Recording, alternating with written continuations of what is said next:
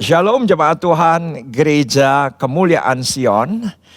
Satu kehormatan dari Tuhan, satu kehormatan dari sahabat saya Pendeta Leonardo Samsuri. Saya bisa menemui Anda dalam satu kondisi yang spesial di tengah-tengah krisis. Yang mana krisis yang hari ini kita alami tidak pernah terjadi sebelumnya. Dalam sejarah manusia walaupun ada penelitian setiap tahun 20 ada virus, tetapi saya tahu persis apa yang terjadi hari ini melebihi daripada apa yang telah terjadi dalam sejarah manusia. Krisis besar bukan hanya pandemi COVID-19 yang menjadi krisis, tapi lebih daripada segalanya, yaitu adalah dampak ekonomi. Nah, kita akan belajar hari ini satu tema yang saya tahu sudah didoakan oleh tim daripada gereja, bahwa hari ini saya diberikan mandat untuk berbicara mengenai faith in the midst of crisis. Iman yang datang dari Allah, bukan datang dari ketaatan kita, karena Tuhanlah yang menciptakan iman itu dan ditaruhkan dalam hati kita. Tapi bagaimana mengaktifkan iman itu di tengah-tengah krisis yang melanda hari ini sudah seluruh dunia. Izinkan saya akan membagikan apa yang Tuhan taruh dalam hati saya dan kita akan berdoa. Bapak, terima kasih untuk hari ini, hari yang mulia, hari yang hebat. Karena kasih karunia Tuhan bagi kami setiap hari baru adanya, maka pewahyuan baru, penyingkapan yang baru, pengertian yang baru Engkau akan nyatakan kepada kami jemaat-Mu. Dan aku tahu bukan hanya yang mendengar yang diberkati, tapi aku pun juga pasti diberkati, pasti diubahkan, pasti alami terobosan, pasti alami pemulihan. Karena yang kami dengar adalah firman. Firman yang menjadikan langit dan bumi, firman yang menjadikan yang tidak ada menjadi ada. Tuhan anugerahkan dalam kehidupan semua kami termasuk aku. Dan kami siap mendengarkan dengan minat, kami siap mendengarkan dengan sungguh-sungguh firman Tuhan hari ini. Sama-sama yang siap, jemaat Tuhan yang di rumah katakan amin. Mari kita langsung buka Alkitab kita dan kita akan perhatikan dengan cermat, yaitu ada Kejadian pasal yang ke-26. Jelas ketika itu krisis terjadi di Filistin, krisis terjadi di Gerar. Alkitab berkata demikian. Dan ketika itu ada pemikiran dari Ishak untuk ke Mesir. Pasti ada sesuatu terjadi dan akhirnya Tuhan atas intervensi. Tuhan kembali reminder janji Tuhan kepada Abraham, kepada ayahnya, dan kembali dinyatakan kepada Ishak. Saya sebagai hamba Allah yang punya keterbatasan teologi, saya tidak pernah sekolah Alkitab, saya tidak pernah sekolah seminari. Saya punya keterbatasan sedemikian rupa. Tetapi kalau saya diberikan kesempatan untuk membagikan firman, saya juga terkadang untuk saya pribadi, ketika saya membaca firman yang saya lihat adalah tentu bahasa asli. Perjanjian lama bahasa Ibrani, perjanjian baru bahasa Yunani. Selalu menjadi keinginan tahuan saya ketika saya melihat Alkitab, saya melihat dari bahasa aslinya. Yang kedua, yang sering kali saya lakukan adalah membaca referensi Alkitab terjemahan lain. Bukan untuk membandingkan, tapi saya yakin satu referensi terjemahan Alkitab yang satu dengan yang lain itu untuk memperkaya pemikiran kita, pengertian kita akan firman Tuhan. Yang ketiga yang saya lihat, dari ayat yang saya baca, itu yang saya lihat adalah demografinya saya lihat. Karena setiap tempat secara geografi dalam Alkitab pasti punya arti. Nama pasti punya arti, tempat pasti punya arti, gunung pasti punya arti. Yang namanya nama dalam Alkitab, nama apa saja ada artinya. Yang keempat yang saya suka lihat adalah secara sosial Judaism. Karena Alkitab kita dari Kejadian saya Wahyu berbicara soal bangsa pilihan, bangsa Yahudi. Sosialnya saya lihat, demografinya saya lihat, geografinya saya lihat. Tetapi ada lagi yang saya lihat, yang kelima, yaitu kalau saya baca firman Tuhan dari suasana hati yang tertulis. Karena Alkitab kita sangat telanjang. Seseorang yang marah, kita lihat suasana hati itu dalam Alkitab. Dia kecewa, suasana hati itu terbaca dalam Alkitab. Mereka sedih, saudaraku, terbaca dalam Alkitab. Suasana hati ketika Anda baca, Anda bisa melihat dengan detail. Dan saya juga melihat suasana hati daripada Ishak ketika itu. Karena ini bukan kelaparan yang pertama. Tidak tercatat yang kedua atau ketiga, pasti ada suasana hati ketika Ishak alami. Dan saya tahu persis ada satu pembicara di televisi beberapa hari yang lalu mengatakan bahwa, dan saya setuju apa yang dikatakan, dia mengatakan bahwa seluruh dunia hari ini semua stres. Saya setuju itu. Sangat manusiawi, yang mana stres itu, tekanan itu lahir daripada suasana hati. Nah, kita akan lihat ayat yang ke-6 dari Kejadian 26. Dan kita akan lihat suasana hati daripada Ishak di tengah krisis. Seperti apa? Mungkin ini juga terjadi pada Anda dan saya. Ayat yang ke-6, demikian firman Tuhan, jadi tinggallah Ishak di Gerar. Ketika orang-orang di tempat itu bertanya tentang istrinya, berkatalah ia, dia saudaraku. Ishak berbohong. Sebab ia takut mengatakan, ia istriku, karena pikirnya jangan-jangan aku dibunuh oleh penduduk tempat ini karena Ribka, sebab elok parasnya. Setelah beberapa lama ia ada di sana, pada suatu kali menjenguklah Abimelekh, raja orang Filistin itu dari jendela, maka dilihatnya Ishak sedang bercumbu-cumbuan dengan Ribka. Dan apa yang terjadi? Ayat yang ke-9, lalu Abimelekh memanggil Ishak dan berkata, sesungguhnya dia istrimu? Masakan engkau berkata dia saudaraku? Jawab Ishak kepadanya, karena pikirku jangan-jangan aku mati karena dia.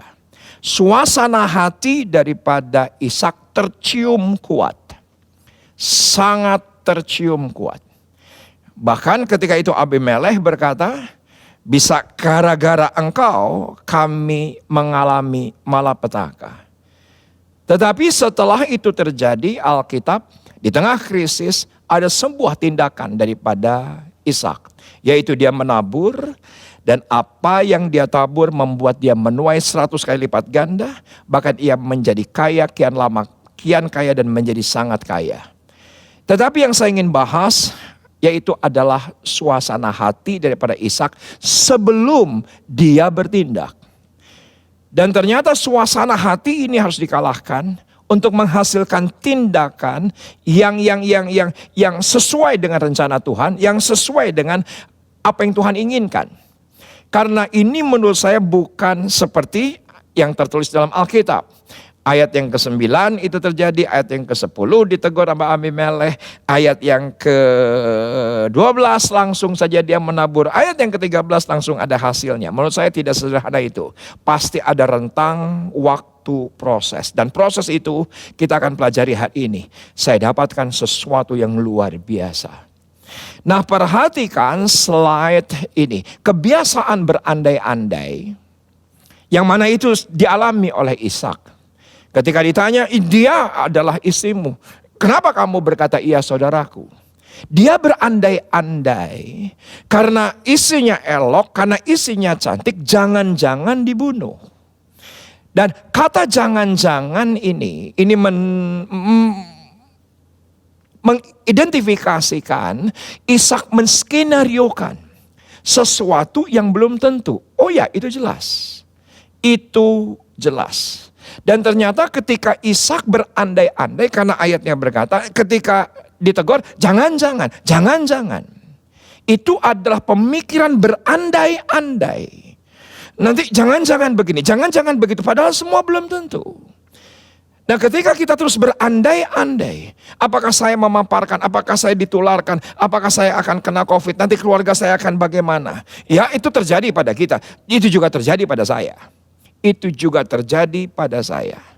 Ketika kebiasaan kita berandai-andai dalam menyingkapi kehidupan, apalagi hari-hari ini, itu akan membuat suasana hati yaitu adalah gelisah. Dan saya alami itu. Dari tanggal eh, 21 Maret sampai dengan tanggal 25 Maret, saya kehilangan banyak sahabat, orang-orang yang mempengaruhi banyak kehidupan dalam kehidupan saya. Saudaraku, hamba-hamba Tuhan yang sahabat, yang senior, tiba-tiba satu demi satu meninggalkan. Ada begitu banyak pertanyaan, ada begitu banyak kegelisahan dalam hati saya. Pada saat yang sama, saya sebagai gembala sidang di sebuah gereja di selatan kota Jakarta. Dari tanggal 21 sampai dengan tanggal 25 juga harus memakamkan dalam 4 hari 3 anggota jemaat, anggota pelayanan di gereja kami. 2 suspek COVID, walaupun belum dites COVID, tapi mereka keluar dari ruang jenazah itu dengan protokol COVID. Saya harus makamkan. Karena nggak mungkin saya menyuruh orang lain untuk memakamkan. Saya sendiri yang ada di rumah, memang ketika itu saya di rumah saja, tidak ada kegiatan, saya berkata saya melayani. Diizinkan oleh istri saya, diizinkan oleh anak-anak untuk melayani, dan saya melayani. Walaupun 2 dari 3 yang saya makamkan ketika itu, mereka harus melalui proses protokol COVID. Dan apa yang terjadi? Terkadang ketika itu semua terjadi, apakah saya tadi tertular? Apakah nanti saya jadi ODP? Apakah nanti saya jadi PDP? Jangan. Karena saya makamkan. Jangan. Tadi ketemu dengan keluarganya. Jangan. Ketika kita punya kebiasaan berandai-andai dalam menyingkapi keadaan ataupun krisis, itu akan membuat hati kita gelisah. Bahkan beberapa hari yang lalu, jam 5 subuh saya terbangun, dan ketika terbangun saya mendapati istri saya di sebelah saya dan dia dalam keadaan terjaga. Dan saya tanya, "Mam, kamu kenapa nggak bisa tidur? Kamu gelisah?" Iya. Istri saya berkata dengan lirih, "Ya namanya juga manusia, Pak. Namanya juga manusia." Tapi tiba-tiba ini yang mengganggu saya. Istri saya bilang begini, "Ya aku gelisah. Dan ya aku kok rasanya gak enak badan." Dan Anda tahu, dari sejak jam 5 subuh saya gak bisa tidur. Karena tangan saya tidak jauh dari keningnya untuk memastikan dia badannya hangat atau tidak. Memastikan apakah dia panas atau tidak. Memastikan demam atau tidak. Dan saya berpikir, jangan-jangan dia terpapar. Jangan-jangan dia tertular. Jangan-jangan ketika dia kemarin ke supermarket, dia ketemu dengan seseorang dan ada orang yang bersin. Jangan. Dan itu membuat hati gelisah. Kegelisahan jangan dianggap enteng. Harus dikalahkan di tengah krisis.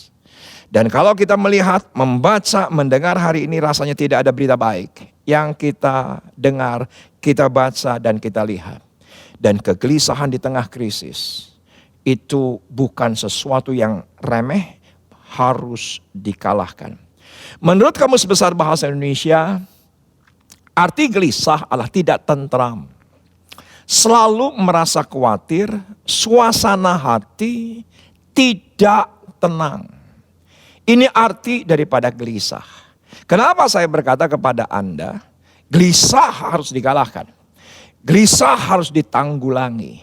Karena ternyata kegelisahan adalah sebuah bibit yang mana kalau kita tidak kendalikan itu akan menjadi khawatir. Akan menjadi stres.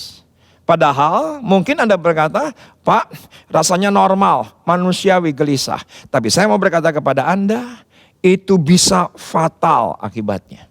Karena gelisah adalah bibit daripada khawatir. Dan kalau gelisah tidak dikendalikan dan menjadi khawatir, itu akan menjadi ketakutan. Dan ketakutan itu menjadi depresi, mental illness. Dulu sebelum pandemi saja mental illness terjadi di mana-mana. Mental illness sudah mendunia apalagi setelah pandemi.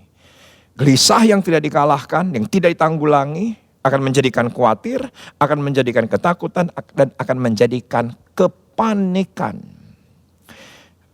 Dan ternyata ada sebuah penelitian di Stanford University, menarik menurut saya. Ternyata stres dalam level tertentu, panik dalam level tertentu, ketakutan dalam level tertentu yang bibitnya adalah, benihnya adalah gelisah, itu akan membuat kemungkinan meninggal 40% lebih tinggi. Dan bahkan ternyata pembunuh nomor 15 di dunia, saya pikir penyakit. Ternyata pembunuh nomor 15 di dunia adalah ketakutan, level stres tertentu, dan panik yang bibitnya, benihnya adalah satu kata, yaitu adalah gelisah. Ada seorang pendeta, ada seorang hamba Tuhan yang viral beberapa hari yang lalu memberikan kesaksian. Sebelum dia dinyatakan positif COVID, ternyata hamba Tuhan ini bulan Februari atau bulan Februari awal sebelum corona masuk ke Indonesia, waktu itu sedang sedemikian rupa terjadi di Wuhan, dia mengikuti sebuah seminar. Di seminar itu dikatakan bahwa ada satu kota, ada 1.000 orang yang meninggal karena COVID. 1.000 orang. Tetapi datanya ternyata bukan 1.000 orang, 10.000 orang. Ditanya, lah kenapa? Katanya 1.000, tapi kok yang meninggal 10.000? Ternyata yang 9.900 itu matinya bukan karena COVID, tapi karena ketakutan. Karena gelisah yang tidak ditanggulangi itu akan membuat imunitas turun. Ketika gelisah tidak dikalahkan, maka kekebalan tubuh itu akan berkurang sedemikian rupa. Bahkan saya dapati data di Google, ini data di Google, ada satu kejadian di Jepang di sebuah kota namanya Fukushima. Dan ketika itu reaktor nuklir hancur oleh karena gempa di kota itu.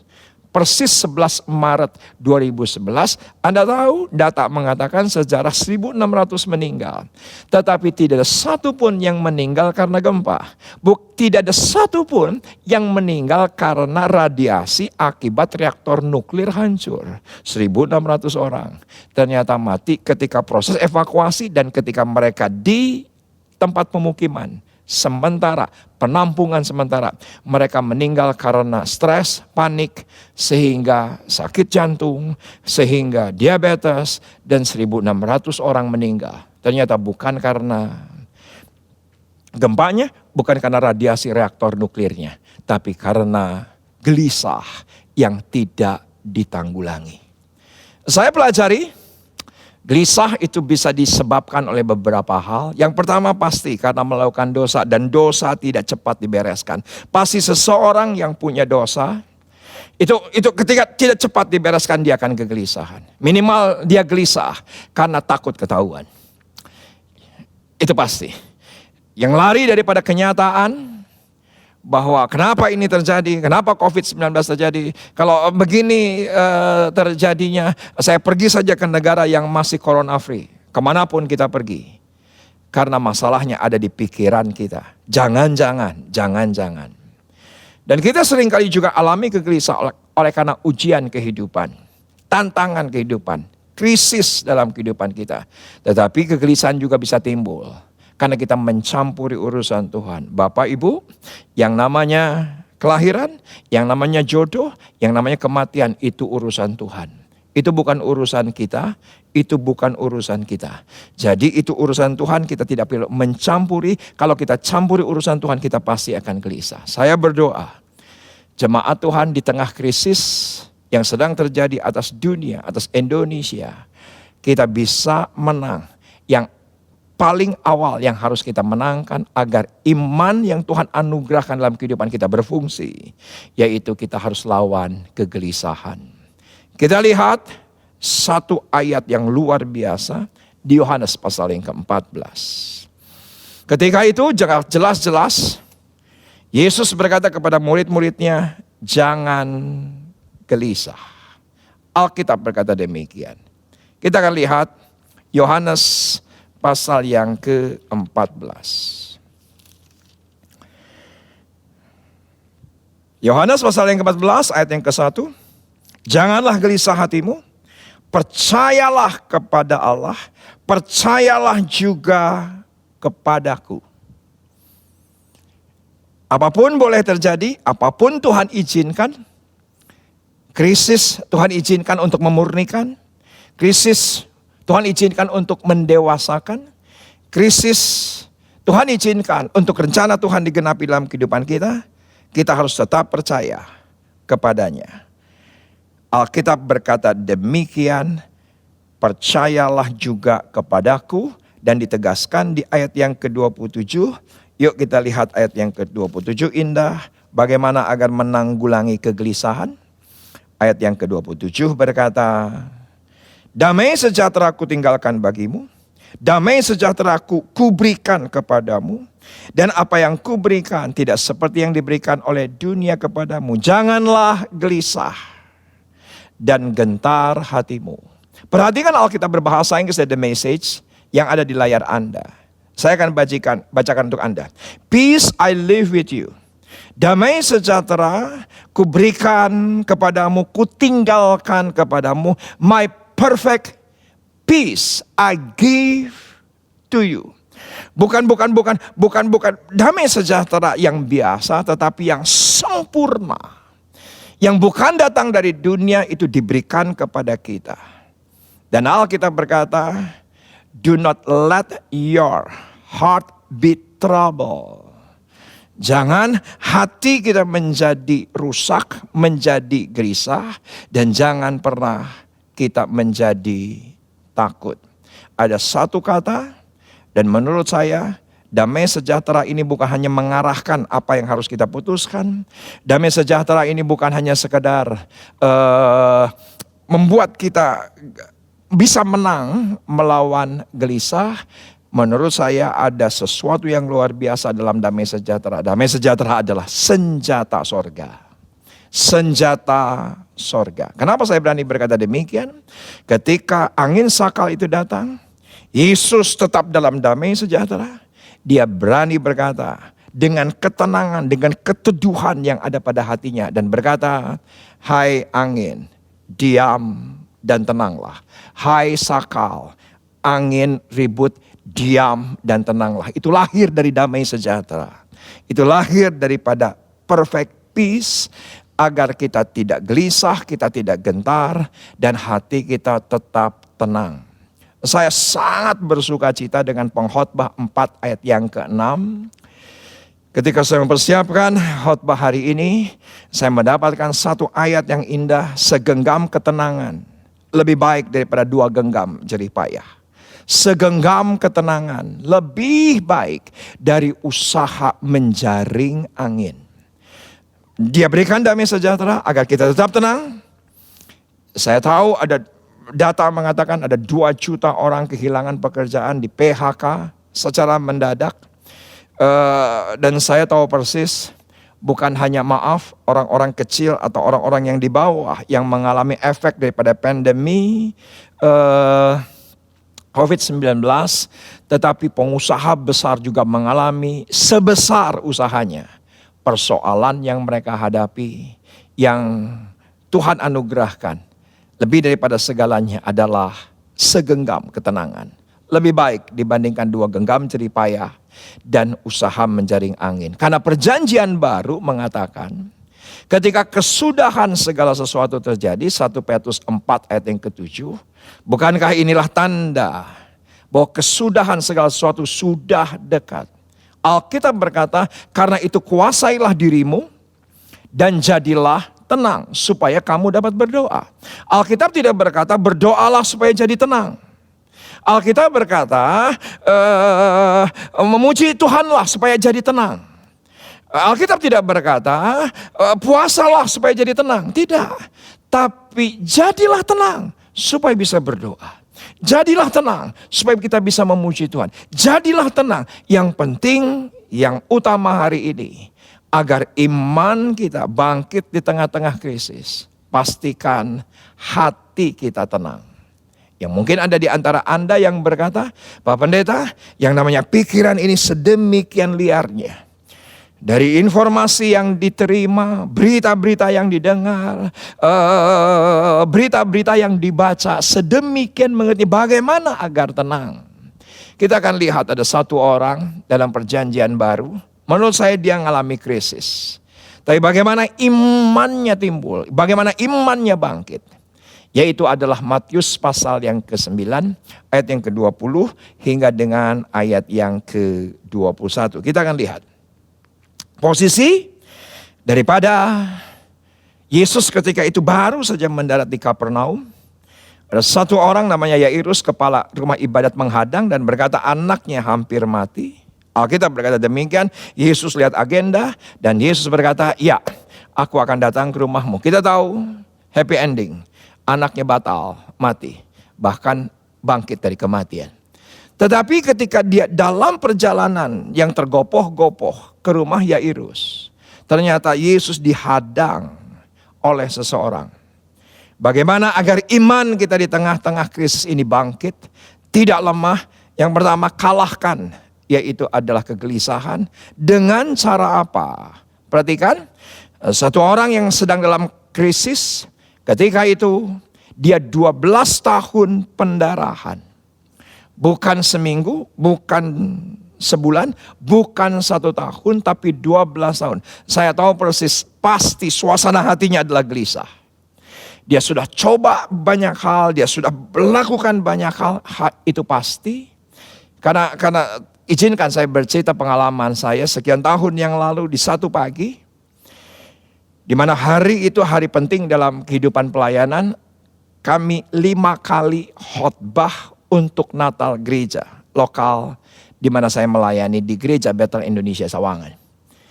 Sekian tahun yang lalu itu jelas hari Natal, pagi hari seperti biasanya bangun nyembah, dan ketika itu terasa perut saya sakit.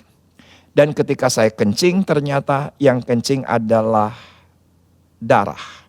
Saya takutnya luar biasa, saya paksakan ke gereja.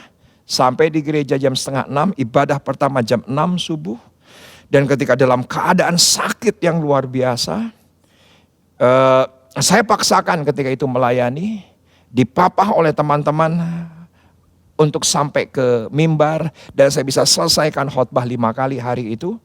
Dan besok hari Seninnya saya ke dokter, ternyata akibat saya mengkonsumsi narkotik selama puluhan tahun.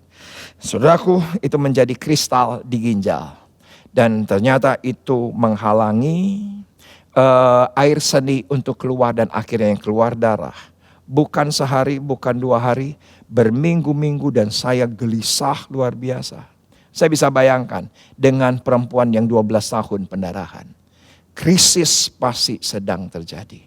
Saya bisa alami, saya bisa memvisualisasikan apa yang terjadi dengan wanita ini. Dan perhatikan ayat yang ke-21. Karena katanya dalam hatinya, perhatikan, dia berkata kepada hatinya, dia berkata kepada dirinya, asal ku jamah saja jubahnya, aku akan sembuh.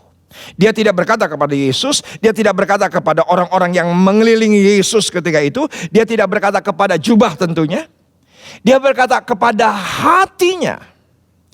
Dan Anda tahu ini sebetulnya adalah bentuk komunikasi. Kita mengenal komunikasi itu interpersonal. Seperti saya berbicara dengan Anda, ini interpersonal. Tetapi ada lagi ilmu komunikasi yang kedua, yaitu adalah intrapersonal. Apa intrapersonal? Yaitu dia berbicara dengan dirinya. Dan dia berkata, asal ku jamah saja, sembuh. Ini baru apa yang dia katakan kepada, belum tindakan. Tetapi apa yang kita katakan kepada diri kita akan menghasilkan tindakan. Dia tidak diam dan akhirnya dia ambil jumbai Yesus dan mukjizat terjadi. Tiba-tiba begitu saja. Pendarahan itu berhenti, mukjizat terjadi. Dia berkata dalam hatinya. Dalam bahasa yang lebih sederhana, ternyata komunikasi bukannya verbal. Ada ekspresi vokal seperti saya berbicara dengan Anda saat ini. Tapi ternyata juga ada non-verbal. Tidak ada suara. Tidak ada ekspresi vokal. Yaitu berbicara dengan diri sendiri. Nah, ini ada sebuah penelitian yang menarik yang saya ingin bagikan kepada Anda. Yaitu adalah self-talk. Bagaimana iman kita bangkit? Menurut saya bagaimana apa yang kita katakan kepada diri sendiri, itu menentukan. Karena ternyata seseorang berbicara dengan dirinya sendiri per hari, itu dalam keadaan normal 20.000 kali per hari. Saya mau kasih contoh kepada Anda sederhana saja. Bukankah ketika Anda ingin WA seseorang, sebelum Anda ketik pasti Anda berdiskusi dengan diri Anda sendiri. Karena yang paling sering berdiskusi dengan diri kita adalah diri sendiri. Bukankah Anda ketika akan ketik yang pertama, mungkin ada di antara Anda yang ingin memberikan WA, bertanya kepada gembala Anda, Pak Leonardo Samsuri, apa kabar? Apakah Bapak sehat? Apakah Bapak aman? Untuk ketik kata yang pertama, Anda berdebat dengan diri Anda sendiri. Shalom atau selamat pagi? Kalau selamat pagi kurang rohani, jadi harusnya shalom. Baru kata pembuka saja Anda sudah berdiskusi dengan diri Anda sendiri. Anda sudah berdebat dengan diri Anda sendiri. Sudah berselisih dengan diri Anda sendiri. Sudah berdialog dengan diri Anda sendiri. Ternyata ketika dalam keadaan krisis, dalam keadaan panik seperti hari-hari terakhir, kita mendengar berita-berita, kita membaca berita-berita, itu yang namanya self-talk bisa melompat 60.000 kali dalam satu hari. Penelitian mengatakan dari 20.000 kali ternyata hanya 5% yang disadari. 90% kita tidak sadar. Kita sedang non-verbal, kita sedang intrapersonal. Tetapi penelitian mengatakan, dan ini mengerikan, 20% apa yang kita katakan kepada diri kita itu konstruktif, membangun, menguatkan, membangkitkan iman, membangkitkan imunitas. Ternyata apa yang kita katakan ketika kita berkata salah, menghakimi, mengatakan yang buruk, jangan. Itu terjadi kepada Ishak. Ternyata 80% apa yang kita katakan kepada diri kita itu destruktif, menghancurkan imunitas, menghancurkan kasih, menghancurkan iman, menghancurkan pengharapan. Jadi apa yang Anda katakan kepada diri kita itu sangat menentukan. Bagaimana kita mengaktifkan iman di tengah-tengah krisis? Yaitu Anda harus berbicara kepada diri Anda, biar diri Anda mendengar yang benar, mendengar yang sesuai dengan janji Tuhan, mendengar yang sesuai dengan firman Allah. Dalam saat teduh kita perkatakan Mazmur 91, puji nama Tuhan. Tapi lebih daripada segalanya, hari-hari kita ketika di rumah saja, ketika stay at home, cicing di imah, apa yang kita lakukan? Jangan habiskan di depan handphone, jangan dihabiskan di depan televisi. Itu akan membuat hati semakin gelisah. Tapi biarlah Anda mulai aktifkan. Anda berkata yang konstruktif. Anda berkata yang membangun, yang menguatkan iman Anda. Tidak, Tuhan saya Jehovah Rafa. Tidak, Tuhan saya Jehovah Rohi. Tidak, Tuhan saya Jehovah Makades. Tidak, Tuhan saya Jehovah Nisi. Tidak, Tuhan saya Jehovah Shalom. Saya begitu yakin ketika Anda memperkatakan yang benar kepada diri Anda, itu adalah doa. Perhatikan, ini teologi saya. Tuhan saya bukan di sana, Tuhan saya di sini. Karena dia Immanuel. Tuhan saya bukan di sana, bukan di tempat tertentu, di jam ibadah tertentu. Bukan, Tuhan saya bukan di sana. Tuhan saya ada di sini.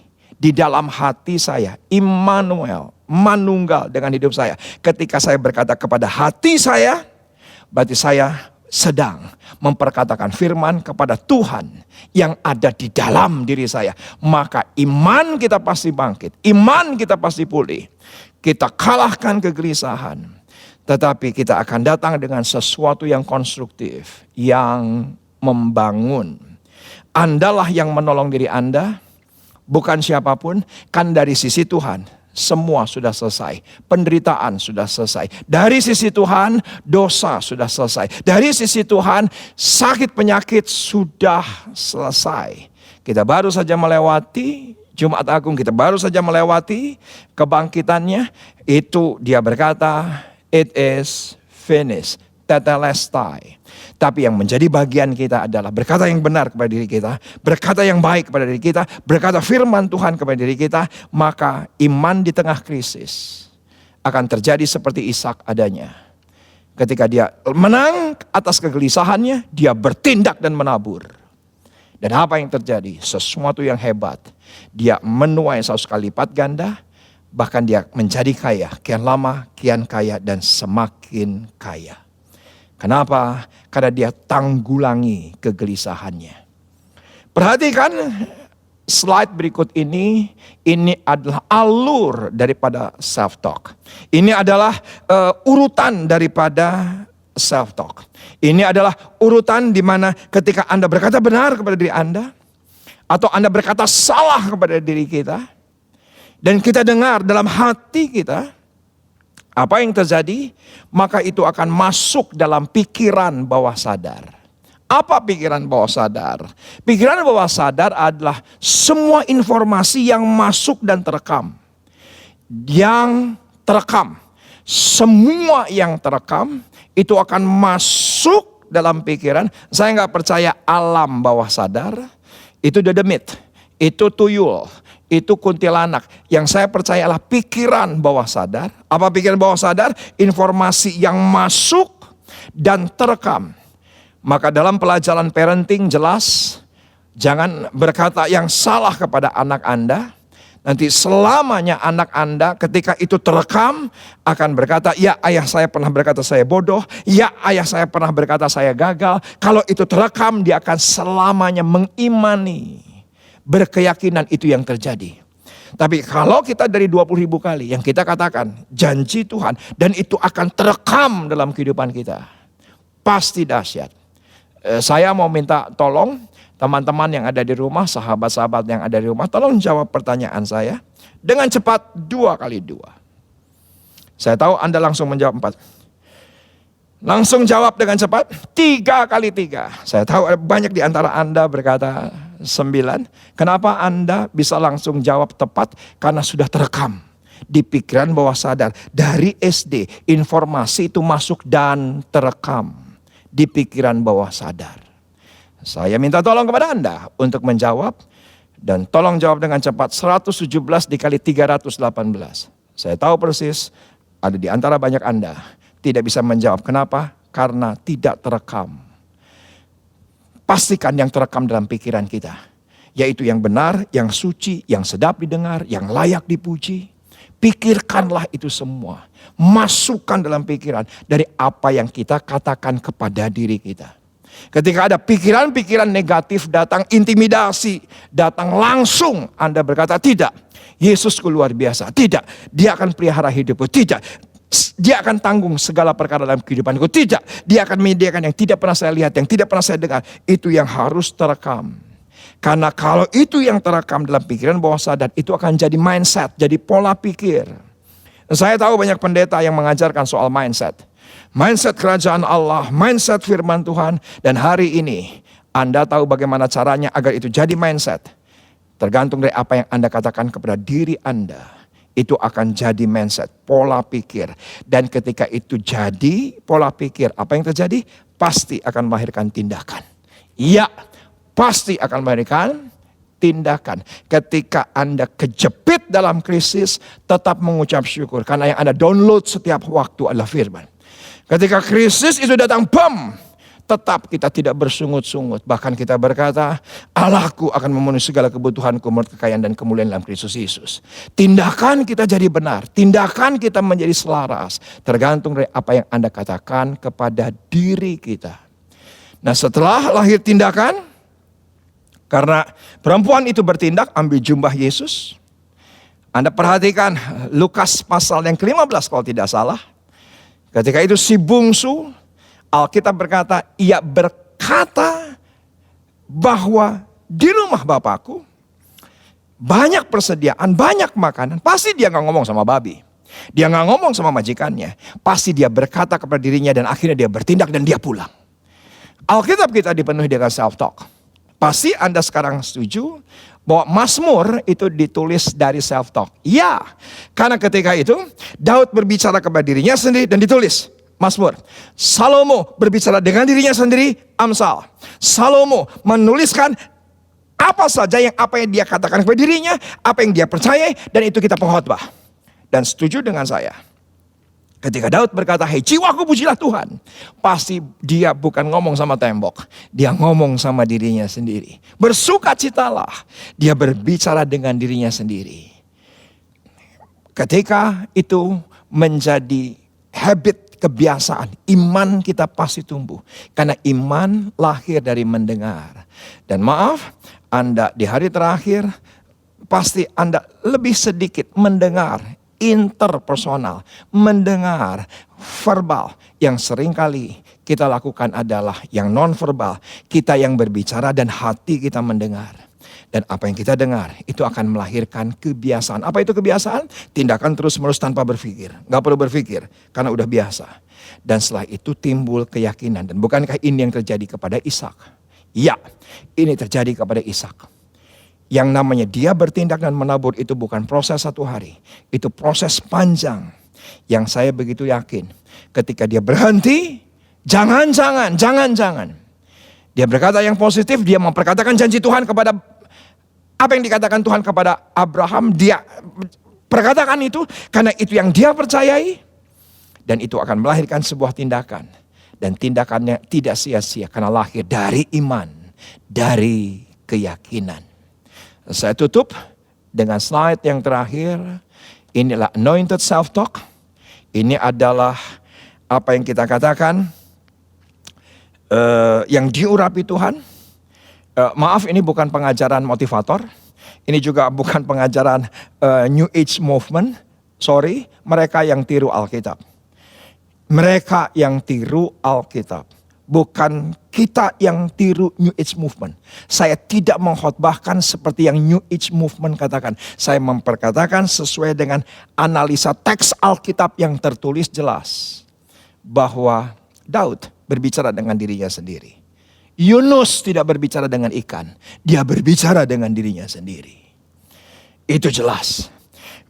Yohanes ketika di Patmos, dia tidak berbicara dengan batu karang. Karena dia sendirian, dia tidak punya siapa-siapa. Tetapi dia tulis, dan itu kitab Wahyu.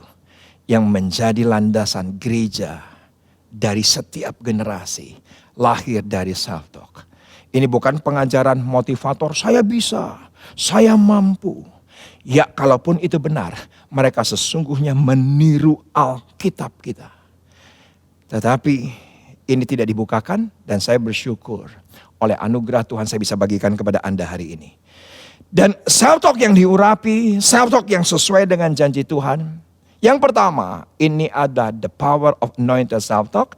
Semakin dipenuhi dengan firman, semakin dipenuhi dengan damai sejahtera, semakin dipenuhi dengan hikmat Tuhan. Ketika Anda berkata benar dan Anda download setiap hari pikiran Anda firman Tuhan, ketika Anda harus mengambil keputusan, Anda pasti selaras dengan sorga. Anda mengambil keputusan dengan damai sejahtera. Anda mengambil keputusan terkoneksi dengan Allah. Hikmat yang keluar. Dan itu membual dalam kehidupan kita. Yang kedua, kita mudah berdamai dengan situasi yang tidak bisa kita kontrol. Tidak semua situasi kita bisa kendalikan. Tidak semua situasi kita bisa kendalikan. Tidak bisa. Tapi bagaimana ketika kita dalam kondisi tidak bisa berdamai dengan situasi yang tidak bisa kita kontrol. Kita self-talk.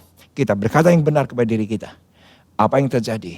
Maka damai sejahtera Allah itu kembali. Kegelisahan dilalukan dalam kehidupan kita. Dan kita tenang. Karena segenggam ketenangan jauh lebih baik dibandingkan dengan jerih payah sekalipun. Kita bisa mengalahkan stres. Kita bisa mengalahkan depresi. Kita bisa mengalahkan ketakutan. Dan Bapak Ibu, ketika Bapak Ibu mendapati teman kampus, teman kerja dalam keadaan gelisah, depresi oleh karena pandemi, bagikan pewahyuan ini. Bagikan apa yang Anda dengar hari ini. Akan jadi kekuatan bagi banyak orang. Bahwa saya diberkati, saya dipulihkan, saya dihargai, saya sudah disembuhkan. Ketika Anda berkata yang benar kepada diri Anda, dan itu menjadi keyakinan, jadi sesuai dengan iman kita. Yang ketiga yaitu meningkatkan performance. Performance kesehatan kita, imunitas kesehatan kita. Tiba-tiba kekebalan tubuh itu tiba-tiba muncul, adrenalin kekuatan itu tiba-tiba muncul. Oleh karena kita berkata firman Tuhan. Kita memperkatakan yang baik, kita berkata sesuai dengan janji Tuhan dalam kehidupan kita. Dan tentu saja self-talk yang diurapi akan membuat kita introspeksi dengan Tuhan. Dan kita setiap harinya diperbaharui. Ya Tuhan aku salah. Ya Tuhan aku minta ampun. Dan ketika itu kita katakan dalam hidup kita. Walaupun krisis boleh datang. imunitas akan terjaga, performance kesehatan terjaga, performance rohani akan terjaga. Dan saya tahu persis, Anda pasti keluar lebih daripada pemenang. Amin. Izinkan saya berdoa. Bapak terima kasih, kami belajar sesuatu yang hebat. Iman yang Tuhan anugerahkan dalam kehidupan kami aktif, tidak pasif, tidak tertidur, bahkan tidak terjepit oleh apapun, termasuk krisis, karena kami mau memperkatakan apa yang kami percayai, apa yang kami imani. Kami berkata kepada hati kami, karena Tuhan kami bukan di sana, tetapi ada di dalam hati kami. Dan semua jemaat Tuhan yang mendengar dengan minat dan sungguh-sungguh hari ini, pasti mendapatkan jalan keluar daripada Allah. Karena yang dapat menolong diri kami adalah diri kami sendiri. Karena dari sisi Tuhan, Tuhan sudah lakukan segalanya lunas. Dan Dia berkata, sudah selesai. Kami bersyukur untuk pewahyuan ini di dalam nama Yesus. Amin. Tuhan Yesus memberkati.